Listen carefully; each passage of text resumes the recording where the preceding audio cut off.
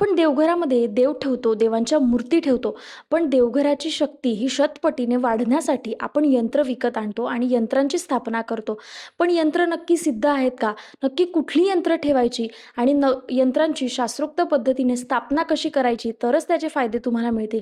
या सगळ्यांचं गुपित आज आपण आजच्या व्हिडिओमध्ये पाहणार आहोत. प्रत्येक जणांना वाटतं की आपल्या घरात लक्ष्मी, ऐश्वर्य आणि आरोग्य नांदायला पाहिजे.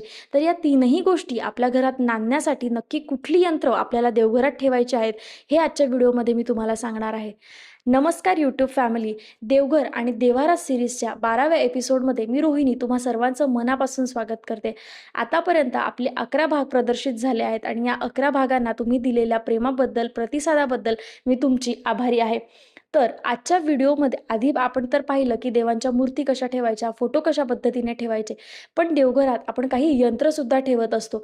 यंत्राची शक्ती ही शतपटीने वाढण्यासाठी आणि ते व्यवस्थितरित्या सिद्ध करण्यासाठी, त्याचबरोबर आपण नुसतं ते ठेवून चालत नाही, तर त्यांना सिद्ध कसं करायचं, त्यांचे वेळोवेळी लाभ आपल्याला कशा पद्धतीने मिळतील, हे सगळं मी आजच्या व्हिडिओमध्ये तुम्हाला सांगणार आहे. अशा काही सेवा सांगणार आहे जेणेकरून जर तुम्ही तुमच्या देवघरात ती यंत्र ठेवली असतील तर त्याचा फायदा तुम्हाला होईल. चला तर मग अजिबात वेळ न वाया घालवता आपण व्हिडिओला सुरुवात करूया आणि जाणून घेऊया देवघरातील यंत्रांचं गुपित. मंडळी, यंत्र म्हणजे फक्त तांब्याच्या, पितळेच्या किंवा सोन्याच्या धातूवर कोरलेला तुकडा नसतो, तर यंत्र म्हणजे त्या देवतेचं शरीर मानलं जातं.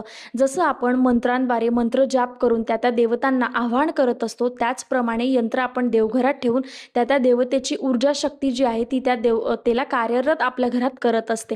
तर यंत्र म्हणजे काय, तर फक्त सोन्याचा तुकडा नसतो, त्या यंत्रावरती भौमितिक रचना आकारलेली असते, म्हणजेच काय, जॉमेट्रिक शेप्स काढलेले असतात.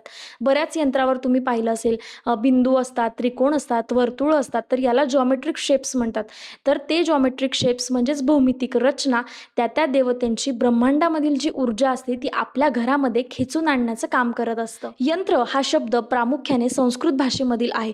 तर यम या धातूपासून बनलेला शब्द, याचा अर्थ होतो नियंत्रण करणं किंवा ऊर्जा एका जागी स्थिर करणं. जसं त्या देवतेचा फोटो आपल्याला त्या देवतेची आठवण करून देत असतं, तसंच यंत्र म्हणजे काय, तर त्या देवतेचा पॉवर हाऊस असतं. म्हणजे जसं लक्ष्मी माता आहे, तर लक्ष्मी मातांचं जे यंत्र आहे आपल्याला सगळ्यांना माहिती आहे, श्रीयंत्र. तर श्रीयंत्र हे लक्ष्मी मातांचं पॉवर हाऊस आहे. म्हणजेच काय, यंत्र काय काम करत असतं, तर त्या देवतेची ऊर्जा जी आहे ती एका जागी स्थिर करण्याचं काम हे यंत्र करत असतं. विज्ञानाच्या भाषेत जर सांगायचं झालं ना, तर देवतांच्या ज्या शक्ती, ज्या ऊर्जा असतात ना, त्या आकर्षित करण्याचं काम यंत्र करत असतात. म्हणजे काय, तर त्यांची जी फ्रिक्वेन्सी असते ती ओढून आणण्याचं काम करत असतात. प्रत्येक यंत्रावरती एक भौमितिक आकृती कोरलेली असते, जसं की बिंदू झालं, वर्तुळ झालं, त्रिकोण झालं, चौरस झालं. तर या सगळे जे जॉमेट्रिक शेप असतात ना, त्या देवतांच्या लहरींना आकर्षित करण्याचं काम करत असतात. जर तो बिंदू असतो ना, बिंदू म्हणजे हा मेन ऊर्जेचा केंद्र असतो, तर तो ऊर्जा आकर्षित करण्याचं काम करतो.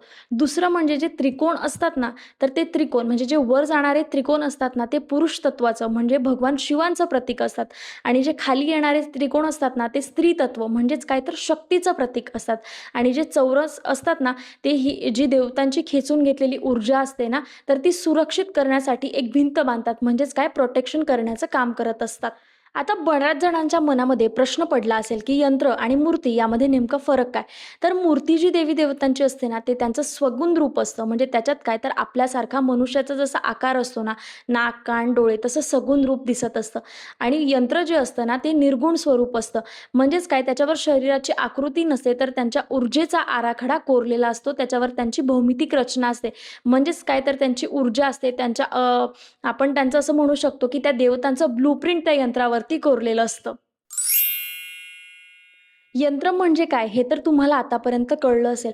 पण आता बरीच अशी यंत्र आहेत, पण नेमके आपल्याला देवघरात कुठले यंत्र ठेवायचे आहेत, तर प्रामुख्याने 3 यंत्र प्रत्येकाच्या देवघरात असायलाच हवं. पहिलं म्हणजे श्रीयंत्र, ज्याला यंत्रांचा यंत्रराज असं म्हटलं जातं. हे धनलक्ष्मीचं प्रतीक असतं, ऐश्वर्याचं प्रतीक असतं, तुमच्या घरामध्ये ऐश्वर्य आणि संपत्ती वाढवत असतं. दुसरं यंत्र म्हणजे कुबेर यंत्र. लक्ष्मी माता आपल्या घरात येत असतात श्रीयंत्राद्वारे, पण ती लक्ष्मी आपल्या घरात टिकून ठेवण्यासाठी कुबेर यंत्र कार्यरत करत असतं. आणि तिसरं यंत्र म्हणजे महामृत्युंजय यंत्र किंवा रुद्र यंत्र त्याला असं म्हणत असतात. तर हे आरोग्याचं प्रतीक, हे भगवान शिवशंकरांचं प्रतीक, आरोग्याचं प्रतीक म्हणून आपल्याला देवघरात पूजा करायची असते. आपल्याकडे कितीही संपत्ती असली पण आपलं आरोग्य चांगलं नसेल तर ती संपत्तीचा काही फायदा नसतो.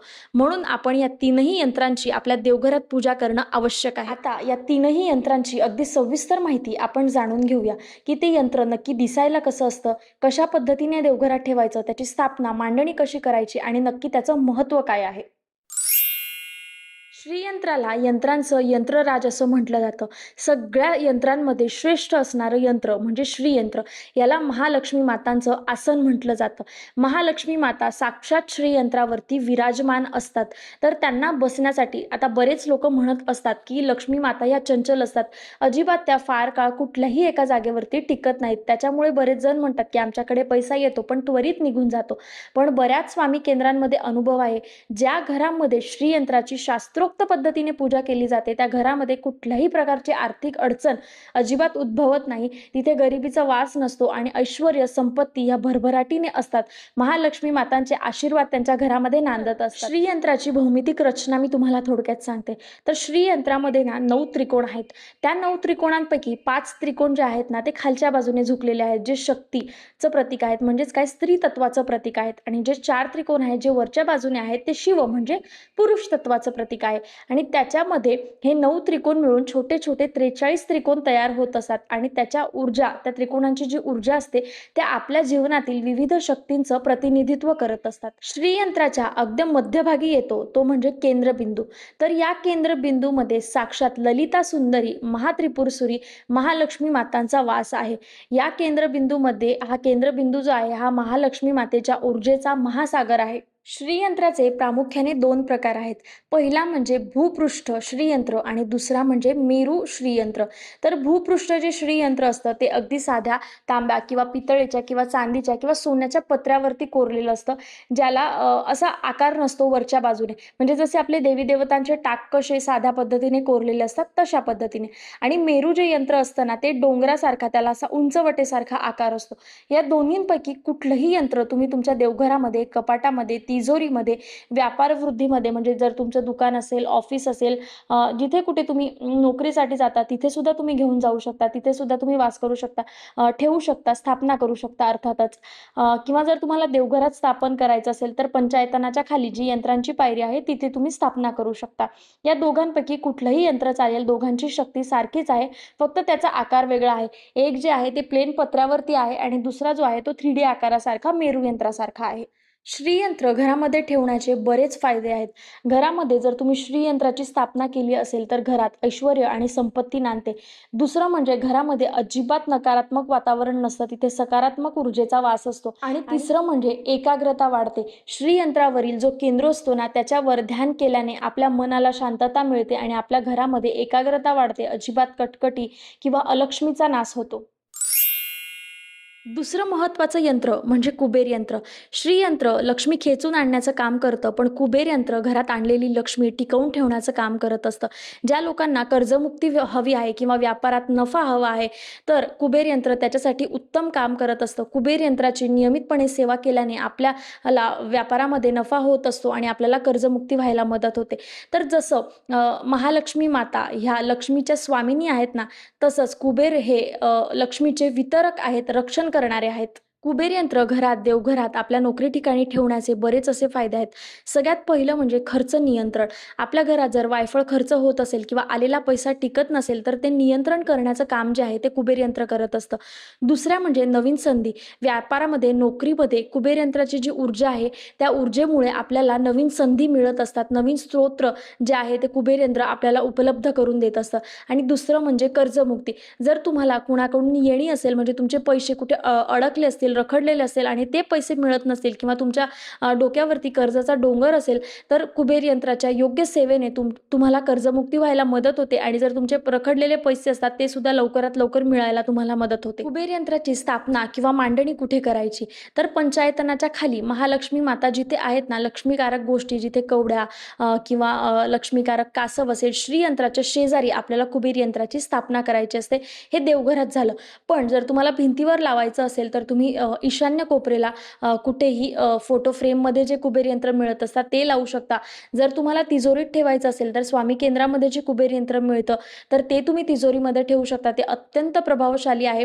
फक्त वेळोवेळी त्याच्यावर सेवा करत राहणं तुम्हाला महत्त्वाचं आहे. किंवा जर तुमच्याकडे तुमचा बिझनेस असेल किंवा तुमचं दुकान असेल किंवा तुमची अशी काही फॅक्टरी असेल तर तिथे सुद्धा तुम्ही कुबेर यंत्राची स्थापना करू शकता. तर जिथे तुम्ही तिथे जर देवाचं मंदिर केलेलं असेल तर तिथे लाल कापडावरती तुम्ही कुबेर यंत्र ठेवू शकता. किंवा मग जर तुमचा व्यापाराचा जिथे गल्ला असतो तर त्या गल्ल्यामध्ये सुद्धा तुम्ही कुबेर यंत्राची स्थापना करू शकता. तिसरं आणि सगळ्यात महत्त्वाचं यंत्र म्हणजे महामृत्युंजय यंत्र.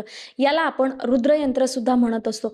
महामृत्युंजय यंत्र हे भगवान शिवशंकरांचं यंत्र आहे.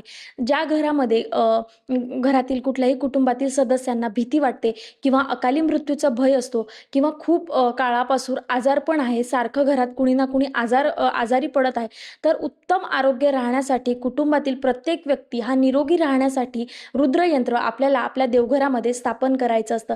तर श्रीयंत्राप्रमाणेच याची थोडीशी रचना आपल्याला दिसायला सारखी दिसते परंतु ती वेगळी आहे. तर डोंगरासारखा म्हणजे मेरू यंत्रासारखा रुद्रयंत्राचा आकार असतो. त्याच्या केंद्रबिंदूवरती साक्षात भगवान शिवांचा वास असतो.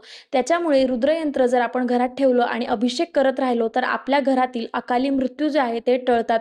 घरातील जे लोक आहेत ते निरोगी राहतात. कुठल्याही प्रकारचं छोटं मोठं जे आजारपण येत असतं ते अजिबात येत नाही. आणि जे जुनं आजारपण आहे, खूप काळापासून व्याधी एखाद्या व्यक्तीला जडलेली आहे, जर तुम्ही रुद्रयंत्रावर व्यवस्थितरित्या सेवा केली तर ते आजारपण 100% बरं व्हायला मदत रुद्रयंत्र आपल्याला करत असतं.